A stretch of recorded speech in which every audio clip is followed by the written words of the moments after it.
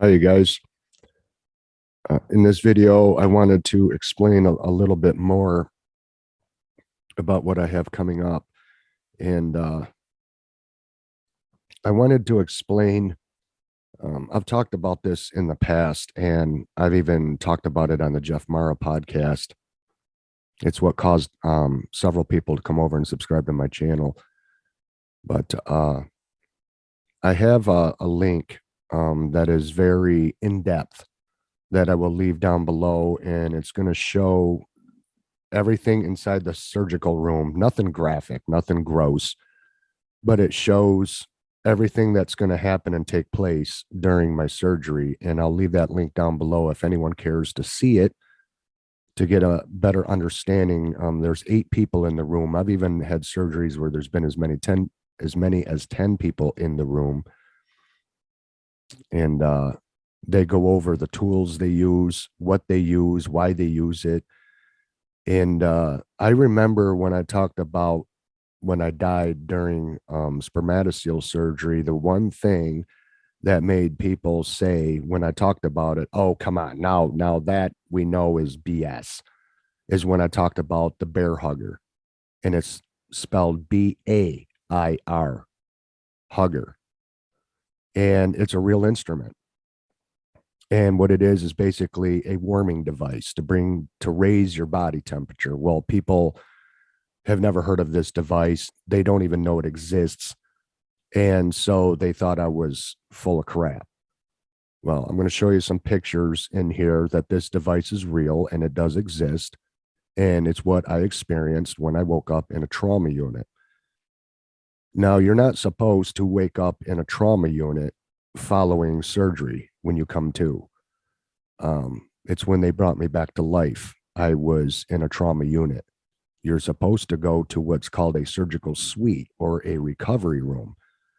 And here's a picture of a normal recovery room. It's the same place that you leave out of to go into the surgery room. It's where they make the final preps before you go in. It's the same place you are to return to post surgery to recover, get all your functions back and everything. And that's where they monitor you for some time. That's not where I woke up following spermatocele surgery. I woke up in a full-blown trauma unit with crash paddles right next to my bed. And so when I talked about the experience that I had, there's always going to be those who believe and those who don't. And this is not about convincing people to believe one way or the other. I don't care what people out there believe because it has nothing to do with me and vice versa. Everybody will find out for themselves. There have been atheists that have had near-death experience, and once they came back, they were no longer an atheist anymore. It does not matter what you believe. It does not change the fact that what waits on the other side exists, and your belief does not affect that. It does not affect that at all. So if you're one that doesn't believe, you're going to be in for one hell of a rude awakening when you die. And so I saw a glimpse of the other side during the time I was dead, no brain activity, no heartbeat, no nothing. I was dead. And I was immediately in another world. I was in that afterlife reality. I don't care if people believe me or not. I'm not here to convince not one person. I don't care about that. I can only talk about what I personally went through and what I experienced. And it was as if you could put the entire world in this reality in neutral, where everything stops. Everything stops. And in that other dimension, it is void of anything influenced by man or created by man. In this physical world, this is man's world. Just like time is man-made. Time, there is no such thing as time. Time is man-made.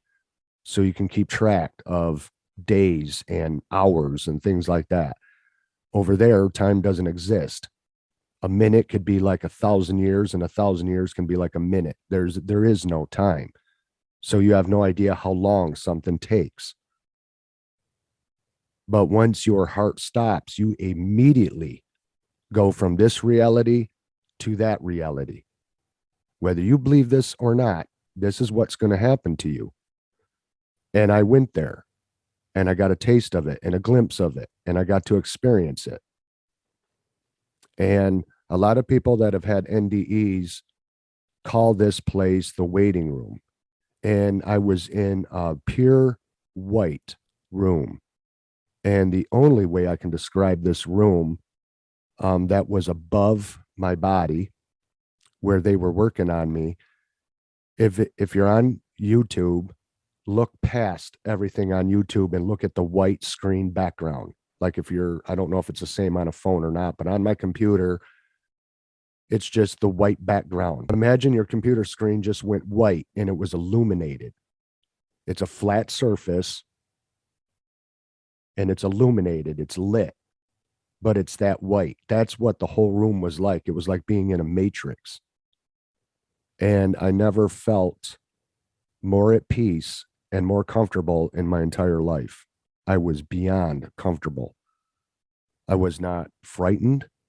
I was not worried, scared, nothing. And immediately the thought came into my mind. And I mean, immediately, as soon as I was able to see from being, when you're put under, there's nothing. It's like you don't exist. It's almost like being dead. There's no awareness of any, you don't have any conscious awareness of anything when you're put under. And then suddenly I was aware, I was awake. But the second that I was awake, I wasn't awake in this world. I was awake in the afterlife. So my life resumed. I continued there and not here. And I was above myself. It's like I rose straight up out of my body, facing the ceiling, and I went into this other room that was above the room where my physical body was. And I knew that my body, I knew this. I don't know how I knew this, but I had this understanding that my body was below me. I don't know how far, but it was down there. And so I'm laying in another dimension in a bed up here while my dead body was down here in its bed. And the bed that I saw myself laying in was the very bed that I was actually in below. It was like a carbon copy of it. It was a carbon copy of the room, the bed, me, it was a double. Only this room had nobody in it. There was entities in this room, but they didn't have any form, but I knew they were there. I could feel them. So it was like the energy of the staff was up in this room with me, but they were in soul form.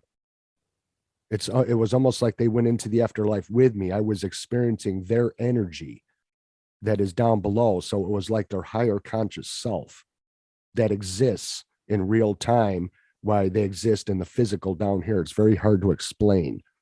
And then this gigantic hallway opened up at my feet because I'm in the bed looking right down over my body, looking over the blanket that was draped over my toes of my feet.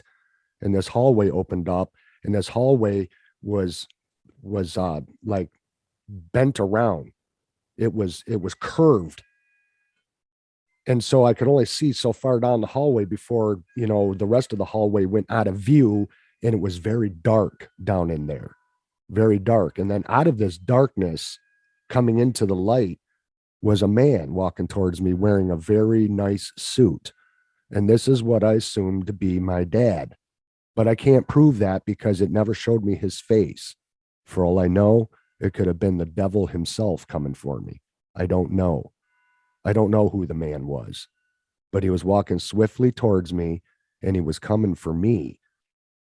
And I was curious to who he was, what he wanted, and what he was going to say when he got to my bed. And right before he got to my bed, I was brought back. And then I went from that reality immediately. I was back in my body and I was in excruciating pain, severe pain. And when I woke up in that room in that trauma center, I knew what happened. I was completely 100% aware. There was no confusion. Like, what just happened? Well, what's going on? There was none of that. It's like I died. They just brought me back. Because when I went to that other dimension where I was at peace and there was no pain, and I was the most comfortable, the most warm, the most at ease I have ever experienced in my life, when I was able to be aware, and I went from having no conscious experience to now all of a sudden I'm awake and I'm in another dimension, I knew something went wrong, because the first thought that came to my mind was something happened during my surgery and they will fix it. That's exactly what came to my mind.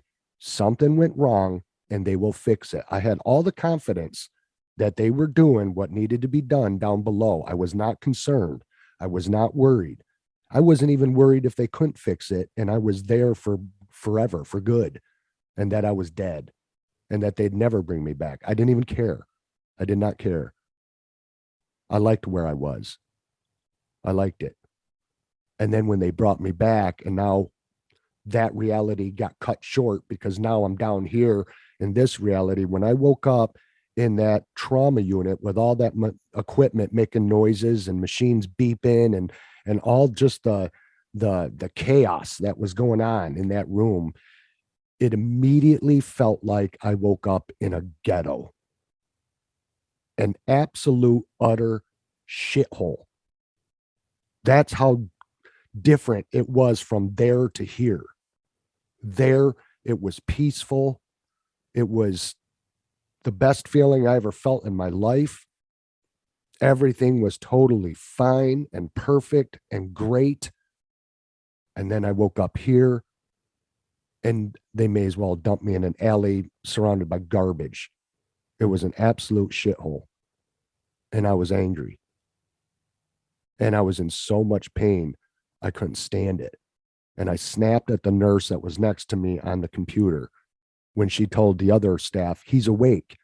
And then the woman that was at the end of my bed came up to me and leaned over me, and she says, we had an awful hard time bringing you back. And that's where I had the bear bag around me with the hose going into it. It sounded just like a Conair hair dryer, a blow dryer. That's exactly what it sounded like. And when I told people this in my near-death experience on the Jeff Meyer podcast, they're like, oh, this guy's full of shit. You know, he's in this balloon bag. Well, they exist. They really have them. And right to my left, right up to my bed, was the crash cart with the heart paddles. And that's why my chest was killing me so much, because they shocked me back to life. And so I immediately went from that reality back to this reality. And I was pissed about it. I didn't like it that I was brought back. I was enjoying where I was, and it wasn't a dream. You don't dream under anesthesia. Ask any anesthesiologist that, and they'll tell you so. You don't have any function. That's why you're even on a breathing machine when you're put under. So, being that I had a glimpse of the other side, that's why I'm not afraid of death. And I have a belief in God and Jesus Christ and the Creator, and I believe in angels. I've interacted with one before in my life. Don't care if people believe me on that. Doesn't bother me. I can talk what I can talk about, and it doesn't bother me if people don't believe me. I don't care what you believe at all. Everybody's going to find out for themselves. It's only a matter of time. It's only a matter of time. It could be today, next week, next month, next year. You will find out. So say how much you disbelieve all you want, because you're going to find out. And I'm not here to change anybody's mind, to make you think different, to make you believe something you refuse to believe. It's not about that. I don't care what you believe. I really don't. I know what happens when we die. We go on. You can't destroy energy. Energy lives on. And we all have energy in us. We all have a soul. And I'm not worried about it. My dad died from this very hospital where I'm having this surgery done, and I may go the same way. Die on the operating table like he did during open heart surgery. My dad knew he was going to die. He pointed to the ceiling. He says, Kev, I'm going home. He says, yeah, I need you to pack up my stuff and take it back to New York with you. And that's exactly what happened. And that's exactly what I did. You see, what's so great about the afterlife is that there is no influence by man. There is nothing there that is man made. You are now in the presence of everything that is created by God, ruled by God. You are seeing the truest form of God's perfect creation and what he intended this world to be like until man screwed it up. Man ruined everything in this world. The air, the water, the land. Man pollutes and destroys everything he touches.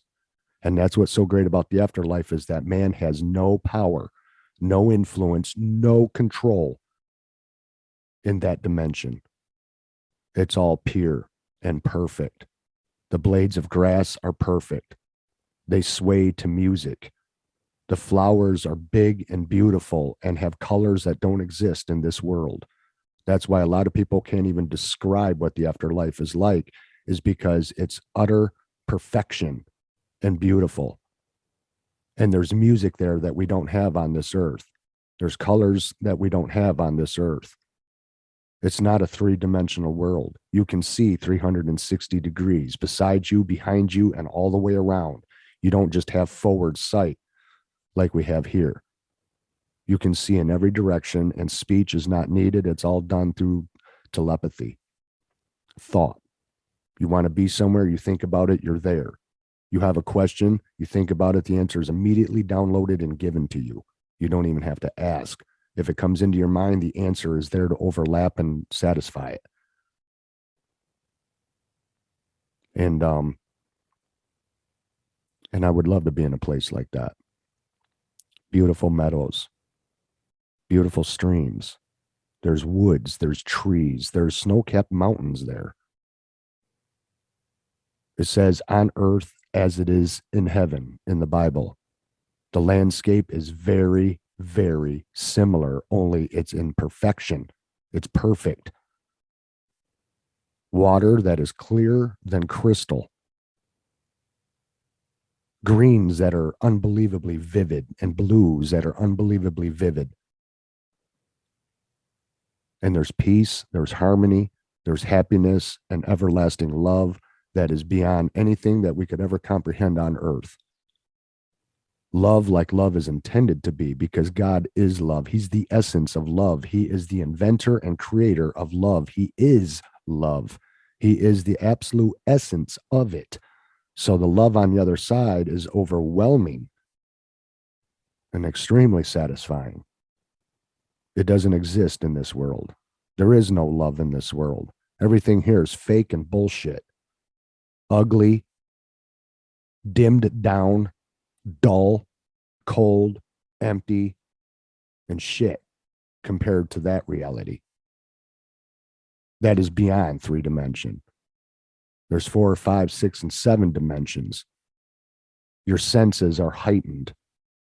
Your sense of smell, taste, sound, sight, all of it is extremely enhanced.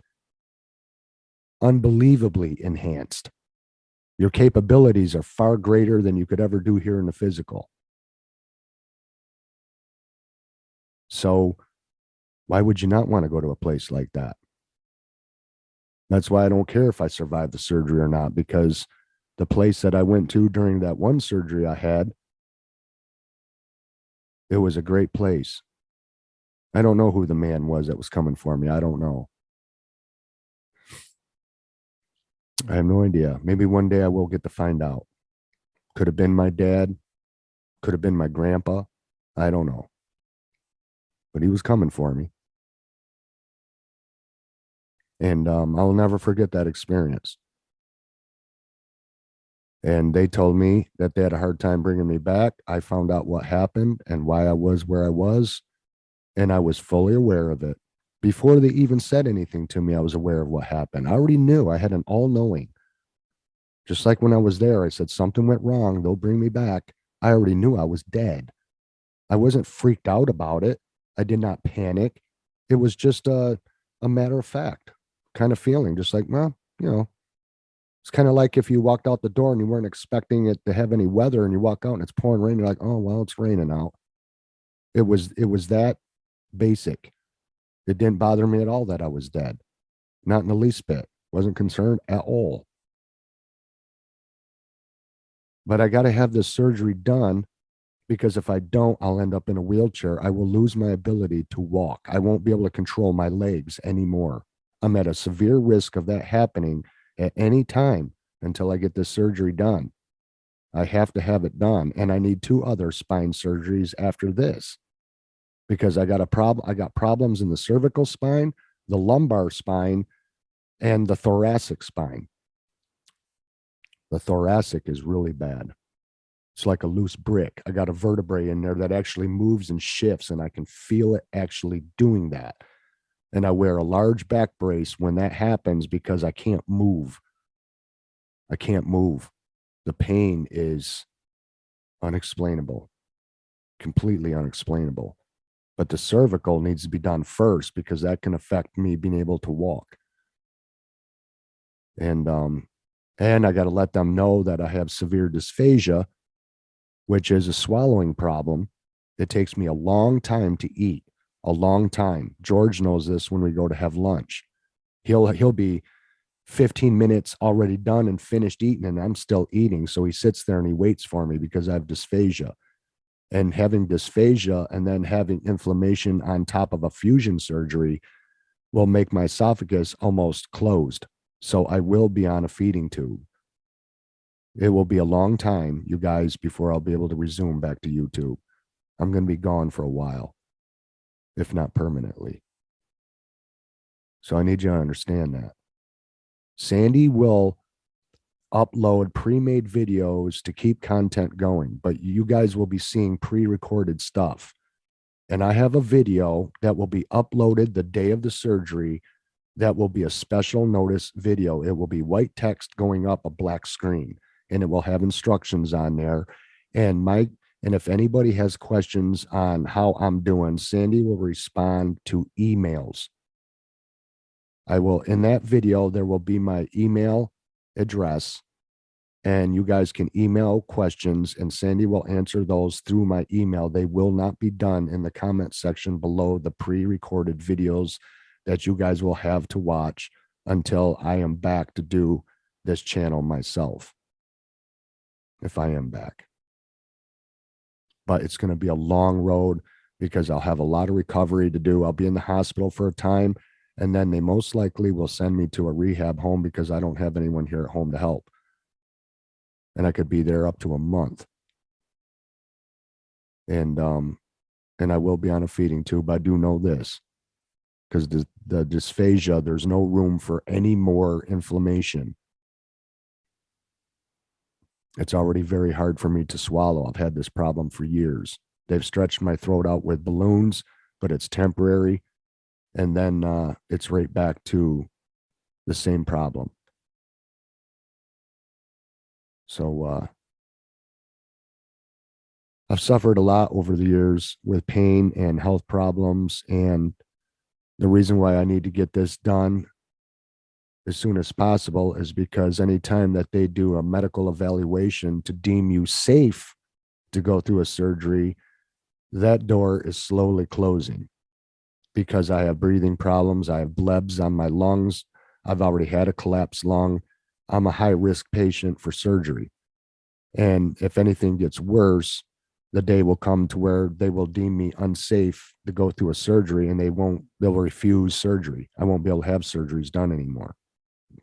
So I need to get this done while I'm still able to get it done. Because if they said we can't operate on you because of your health, then I'd end up in a wheelchair. I'd be screwed. So I have to get this done before I get much older. I've already waited much too long. It's gotten much more worse than it did 3 years ago. And that's why it's now listed as severe. Can't go any longer.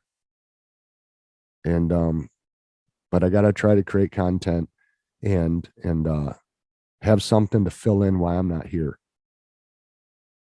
And I know you guys probably aren't gonna enjoy watching pre-recorded content, you guys, but it's something I have to do so I can earn money on YouTube to pay my living. Now that I'm going to be living by myself, I need every penny I can make. So I have to do it. I don't have any choice. Otherwise, if I wasn't dependent on Google AdSense to help pay my living, I would just let my channel stop until I came back. And then people could just watch what's already on my channel if they wanted to or not. I would just let it stop until I came back. There'd just be nothing uploaded. But I have to keep it going for the analytics, unfortunately. And I still may end up losing. I don't know. But I've got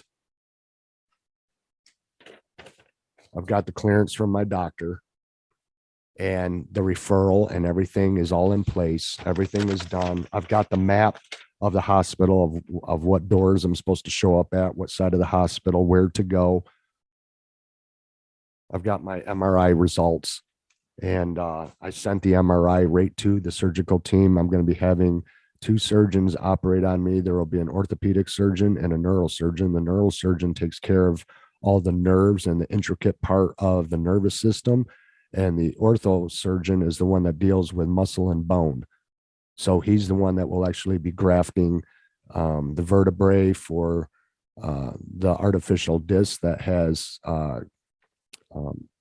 cadaver material in it from another deceased human being.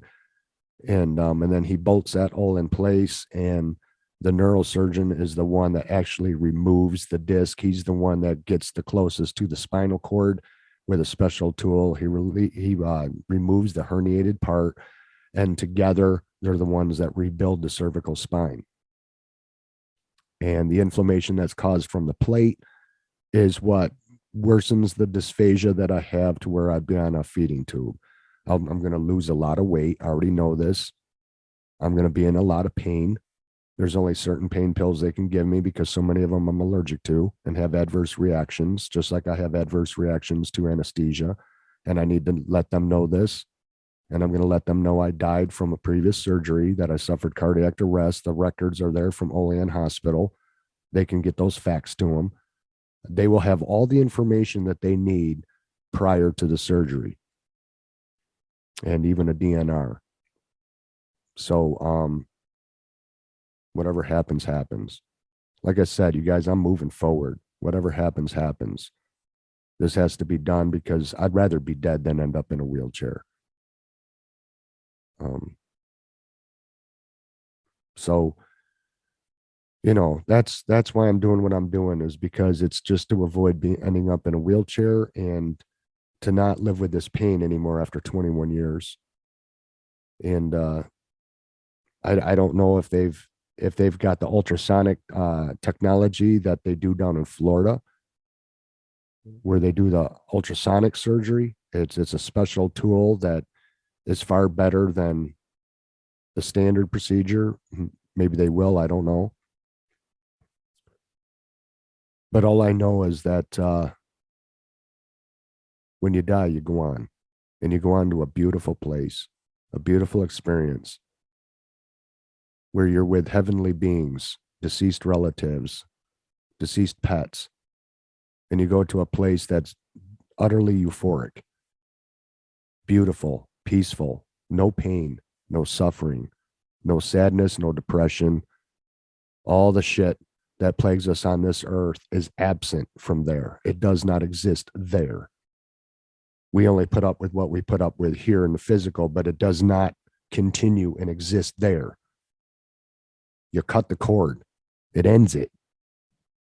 Man's world and man's influence stays back here. You go and escape from it. And that's why it's so appealing to me, because man has destroyed this world and I'm done with it. I'm sick of what this world has become, and it's only gotten worse. So I don't care if I'm here or not, because I can't stand the way this world has ended up. But I just wanted to explain that being dead isn't gone forever. You're gone, but you live on.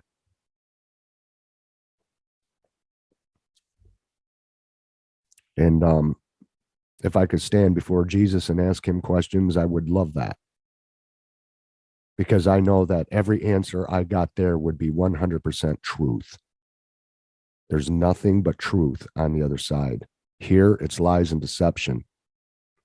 There, it's truth.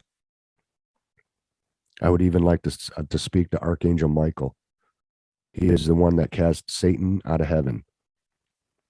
I would love to talk to him. He must be something to behold.